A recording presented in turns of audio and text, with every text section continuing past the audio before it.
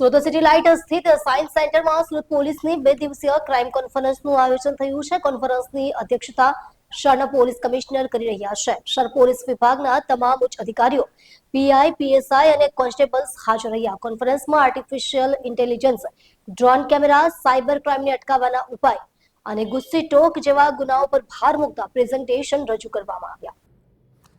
વડાપ્રધાન નરેન્દ્ર મોદીના માર્ગદર્શન અને ડીજીના આદેશ અન્વયે દરેક જિલ્લામાં યોજાઈ રહેલી આ કોન્ફરન્સમાં પોલીસ ઇન્સ્પેક્ટર, પીએસઆઈ તેમજ કોન્સ્ટેબલ સ્તરના 200થી વધુ અધિકારીઓ ભાગ લઈ રહ્યા છે। છેલ્લા 15 દિવસથી સુરત પોલીસ દ્વારા આ કોન્ફરન્સની તૈયારીઓ કરવામાં આવી રહી હતી।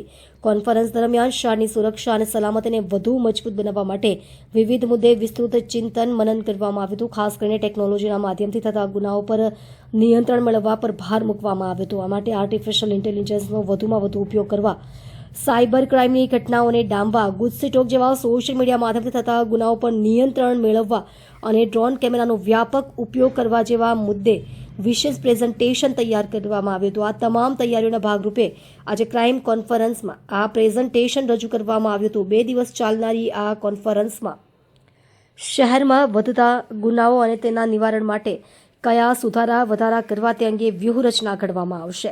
આ પ્રસંગે પોલીસ કમિશનર અનુપમસિંહ ગહેલોતે જણાવ્યું હતું કે આગામી 5 વર્ષમાં શહેર સામે આવનારા પડકારોનો સામનો કરવા માટે આ ક્રાઇમ કોન્ફરન્સ મહત્વપૂર્ણ છે। ટેકનોલોજીનો ઉપયોગ કરીને સાયબર ક્રાઇમ અને અન્ય ગુનાઓને અટકાવવા અમે કટિબદ્ધ છે। જી સર, 2 દિવસની કોન્ફરન્સનું આયોજન છે, શું કહેશો?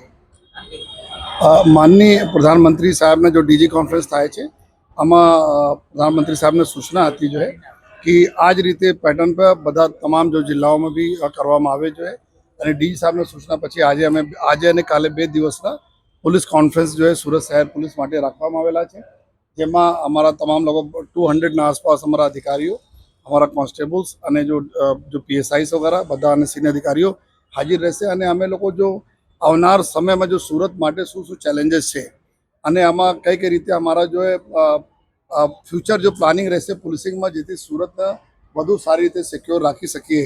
જે દાખલા તરીકે જો એઆઈનો ઉપયોગ કરવાના, આર્ટિફિશિયલ ઇન્ટેલિજન્સ ઉપયોગ કરવાના, ડ્રોનના કે મેક્સિમમ ઉપયોગ કરવાના જો સાયબર ક્રાઇમ્સ ઉપર જો ટોપિક કમ્યુનિટી પોલીસિંગમાં જો હોય છે એના ટોપિક જો વ્યાજખોરોના વિરુદ્ધમાં જો ડ્રાઇવના ઉપર ગુસ્સી ટોકના ગુનાઓ जो क्रिमिनल्सने ऊपर વધુ ગુસ્સી ટોક દાખલ થાય એના ઉપર जो है इकोनॉमिक क्राइम से लगता अमुक टॉपिक રહેશે जो है અને સાથોસાથ જો નોર્મલ જો લો ઓર્ડર કેવી રીતે મેન્ટેન થાય એના માટે રહેશે જો ટ્રાફિકના માટે જો એક અલગ ટોપિક છે જો અને સાથોસાથ જો જેટલા ડે ટુ ડે પોલીસિંગમાં જો પ્રજાને જો કોઈ તકલીફો પડતી હોય છે જો સુરત માટે સ્પેસિફિક છે એના બી લઈને જો અમે લોકો છેલ્લા 15 દિવસથી તૈયારી ચાલુ છે, જેમાં અલગ અલગ ટોપિક્સ છે। 10 જેટલા ટોપિક ઉપર हमारा डीसीपीस, पीआई, एसीपी અને નીચે અમારા જો ટીમો જો તૈયાર કરી છે પ્રેઝન્ટેશન કરશે, એના ઉપર ડિસ્કશન થશે અને એના હિસાબથી અમે લોકો ફ્યુચર પ્લાનિંગ કરવાના છીએ કે કઈ રીતે અમે સુધાર કરીએ જેથી યુનિફોર્મિટી રાખીને આપણે સુરત શહેરના વધુ સારી રીતે જો પોલીસિંગ સારી કરી શકીએ।